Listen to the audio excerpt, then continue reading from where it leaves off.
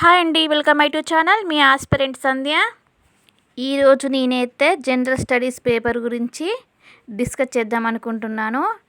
TGPSC release చేసేటటువంటి ప్రతి నోటిఫికేషన్లో కూడా మనకు జిఎస్ అనేది కంపల్సరీగా ఒక పేపర్ అనేది ఉంటుంది. నెక్స్ట్ జరగబోయే ఎగ్జామ్ డిప్యూటీఓలో కూడా 150 మార్క్స్తో జనరల్ స్టడీస్ అనే పేపర్ ఉంది. రాబోయే గ్రూప్స్ ఎగ్జామ్స్లో కూడా 150 మార్క్స్తో జనరల్ స్టడీస్ అనే పేపర్ ఉంటుంది. ప్లీజ్ మీరు నా ఛానల్ని సబ్స్క్రైబ్ చేయండి. మనం జనరల్ స్టడీస్లో ఎక్కువ స్కోర్ చేయాలంటే ప్రీవియస్ పేపర్స్ ఉంటాయి కదండి, వాటిని ఒకసారి అనలైజ్ చేయాలి. ఎందులో నుంచి ఏ టాపిక్ నుంచి ఎక్కువ మార్క్స్ అడుగుతున్నారు, ఏ టాపిక్ నుంచి ఎక్కువ బిట్స్ వస్తున్నాయో చూసుకోవాలి. చూసుకొని వాటిని ఒక షార్ట్ నోట్స్ లాగా రాసుకోవాలి.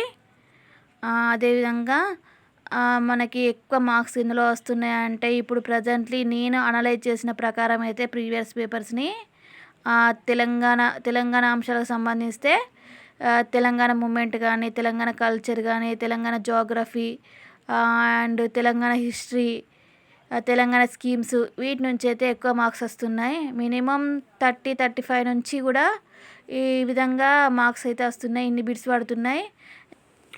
కరెంట్ అఫైర్స్ నుంచి 20-25 వరకు బిట్స్ వస్తున్నాయి. మినిమం మనకి 20-25 మార్క్స్ వస్తాయి అన్నట్టు. ఇందులో కరెంట్ అఫైర్స్ విషయానికి వస్తే అవార్డ్స్, ఫేమస్ వ్యక్తులు కానీ, స్పోర్ట్స్ నుంచి, నేషనల్ అండ్ ఇంటర్నేషనల్ అండ్ ప్రాంతీయ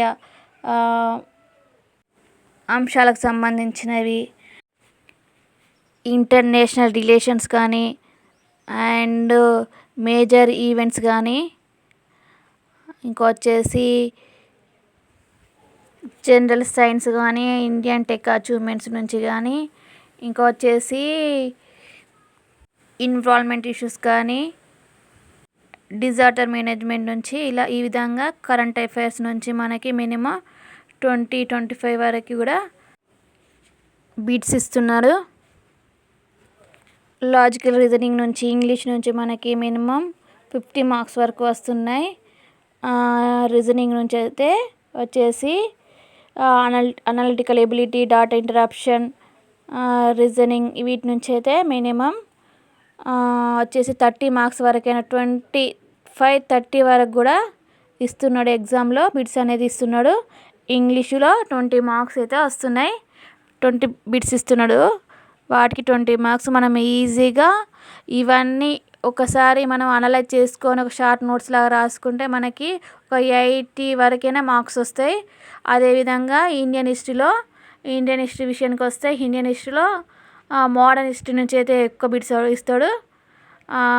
అందులో నుంచి కూడా బిట్స్ అనేటివి ఎక్కువ అడుగుతున్నాడు. మళ్ళీ వచ్చేసి సింధు నాగరికత ఉంది కదండి, అందులో నుంచి కూడా ఎక్కువ బిట్స్ అనేది ఇస్తాడు.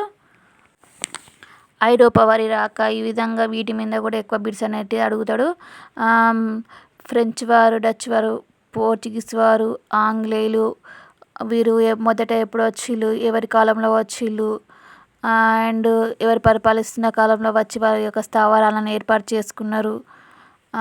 మరియు మళ్ళీ వచ్చేసి మన కుతుబుషీ కాలంలో ఎవరు వచ్చి వారి యొక్క స్థావరాలను ఏర్పరచుకున్నారు. ఈ విధంగా బిట్స్ అనేది అడుగుతూ ఉంటాడు. పాలిటీ విషయానికి వస్తే పాలిటీలా కాన్స్టిట్యూషన్ గురించి అండ్ రాజ్యాంగం తయారు చేయడానికి ఎంతమంది సభ్యులు, ఎంతకాలం పట్టింది, ముసాయిదా కమిటీల గురించి, అందులో ఉన్న ఉప కమిటీల గురించి, అందులో ఉండే సభ్యుల గురించి, వచ్చేసి షెడ్యూల్స్, ఆర్టికల్స్, ఇంకా వచ్చేసి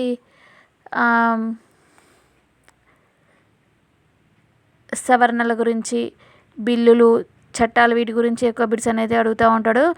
ప్రధాన మంత్రులు, రాష్ట్రపతులు, వీరి యొక్క కాల పరిమితి కానీ, సీరియల్ నెంబర్స్ అడుగుతూ ఉంటాడు. ఈ విధంగా ఎగ్జామ్లో బిట్స్ అయితే వస్తున్నాయి. మనం ఏం చేయాలంటే ఈ విధంగా ప్రీవియస్ పేపర్స్ని అనలైజ్ చేసుకొని, అదేవిధంగా డైలీ న్యూస్ పేపర్ చదివితే కూడా మనకి కరెంట్ అఫైర్స్ అనేది ఈజీగా అయిపోతుంది.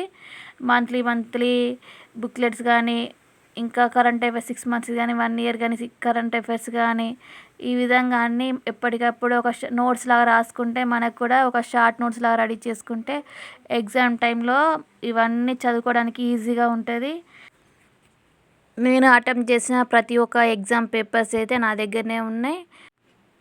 Group 1, group 2, group 3, group 4 papers అన్ని పేపర్స్ నా దగ్గరనే ఉన్నాయి. అందులో ఉన్న జనరల్ స్టడీస్ పేపర్స్ని అనలైజ్ చేస్తూ నాకంటూ ఒక షార్ట్ నోట్స్ని రాసుకుంటున్నా. మళ్ళీ మనం చేసే మిస్టేక్ ఏంటిదంటే మనం జనరల్ స్టడీసే కదా అప్పుడే చదివితే అయిపోతుంది అనుకున్నా. నేను ఆ విధంగా చేసిన కాబట్టి నాకు మిగతా పేపర్లో స్కోర్ మంచిగానే వచ్చింది, కానీ జనరల్ స్టడీస్ పేపర్ విషయానికి వస్తేనే స్కోర్ కొంచెం తగ్గింది. నాకు రాని సబ్జెక్టును ఎక్కువ ప్రిఫరెన్స్ ఇచ్చిన అందులోనే స్కోర్ బాగా వచ్చింది. జనరల్ స్టడీస్ని నేను కొంచెం నెగ్లెక్ట్ చేసిన అనిపించింది నాకు కూడా. అందుకే నాకు అప్పుడే అనిపించింది, పేపర్ ఎగ్జామ్ రాసినాక పేపర్ చూసినాక అనిపించింది, అమ్మ నేను ఎంత మిస్టేక్ చేసినా ఎంత పెద్ద తప్పు చేసినా అనిపించింది.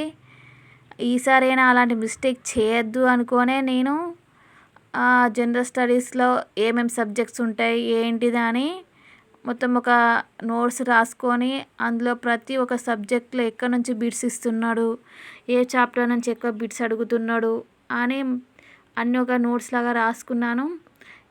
ఈ వీడియో చేయడానికి కారణం ఏంటిదంటే నాలాగా కూడా చాలామందికి తెలియక అన్ని సబ్జెక్ట్స్ కలిపితేనే కదా జనరల్ స్టడీస్, ఆల్రెడీ మనం అన్నీ చదువుతున్నాం కదా అందులోనే ఇస్తారు అనుకుంటాం. అది కాదండి. మనకి జనరల్ స్టడీస్లో కొన్ని సబ్జెక్ట్స్ నుంచి కొన్ని టాపిక్స్ నుంచి ఎక్కువ మార్క్స్ అడుగుతూ ఉంటాడు. వాటిని మనం ప్రీవియస్ పేపర్సే కానీ ఇంకా చూసుకొని ఏ టాపిక్స్ నుంచి ఎట్లా అడుగుతున్నాడు అని ఒకసారి అన్నిటిని అనలైజ్ చేసుకొని రాసుకుంటే బెటర్ అనుకుంటున్నా. మీరు కూడా నాలాగా మిస్టేక్ చేయొద్దు అని నేను ఈ వీడియో చేస్తున్నా. నాకు జనరల్ స్టడీస్లో ఒక 10 నుంచి 10 ఆర్ 15 కాకపోయినా 12 మార్క్స్ వచ్చినా నాకు ఈరోజు గ్రూప్ 3 అనేది వచ్చేది. నాకు గ్రూప్ 3 చాలా అంటే చాలా తక్కువ ర్యాంక్ వచ్చింది. మంచి స్కోర్ వచ్చినాయి గ్రూప్ 3లో నాకు మార్క్స్ అయితే. నేను అనుకున్నట్టుగా గ్రూప్ 3 వస్తుంది కావచ్చు అనుకున్నా, కాకపోతే జనరల్ స్టడీస్ పేపర్ కొంచెం తక్కువ వచ్చిందని మార్క్స్ అయితే. గ్రూప్ 2 విషయానికి వచ్చినా కూడా అంతేనండి. జనరల్ స్టడీస్ పేపరే నన్ను చాలా అది చేసింది. ఎకనామిక్స్ అయినా తెలంగాణ మూమెంట్లో and second paper history, polity, sociology వీటిలలో మంచి మార్క్స్ వచ్చినాయి గ్రూప్ 2లో. జనరల్ స్టడీస్ పేపర్ను చాలా నెగ్లెక్ట్ చేసిన అనిపించింది. 3లో కూడా అంతేనండి. 3లో కూడా నాకు అట్లనే వచ్చింది, కాకపోతే ఒక 10-12 మార్క్స్ వచ్చిన ఈరోజు నేను కూడా ఒక గ్రూప్ 3లో ఒక జాబ్ ఏదో ఒక జాబ్లో ఉండేదాన్ని. చాలా అంటే చాలా బాధపడ్డా. మళ్ళీ ఇప్పుడు వచ్చే నోటిఫికేషన్లో అలాంటి మిస్టేక్ చేయొద్దని నేను స్ట్రాంగ్గా డిసైడ్ అయిపోయినా. నాలాగా మీరు కూడా ఎవ్వరు కూడా నెగ్లెక్ట్ చేయకండి జనరల్ స్టడీస్ పేపర్ని. మనకు రాని సబ్జెక్ట్స్ అని మనం వాటి మీద ఎక్కువ ఫోకస్ పెడతాం. చాలామందికి ఎకనామిక్స్ మీద గ్రిప్ ఉండదు, హిస్టరీ మీద ఉండదు. ఎందుకంటే కొంతమందికి సబ్జెక్ట్స్ ఉండేవి కదండి. నేను మ్యాథ్స్ స్టూడెంట్ని, నాకు ఎకనామిక్స్ మీద ఉండదు, హిస్టరీ వీటి మీద చాలా ప్రాబ్లం అవుతుందని నేనేం చేసిన ఎక్కువ ఫోకస్ అంతా వాటిపైన పెట్టి ఇట్లాంటి మామూలు జనరల్ స్టడీసే కదా ఇవన్నీ ఒక 2 months 1 monthలో చదివేద్దాం, ఎగ్జామ్స్ అప్పుడు అన్నీ చదివితే అయిపోతుంది కదా, వాటితో పాటుగా ఇవి కూడా ఉంటాయి కదా అందులోనే అనుకున్నా. అది చాలా మిస్టేక్ అండి, అది కాదు. మీరు కూడా నాలాగా ఎవ్వరు అలా చేయకండి. ప్రతి ఒక్క పేపర్ని మీరు అనలైజ్ చేసుకుంటూ ఎట్లా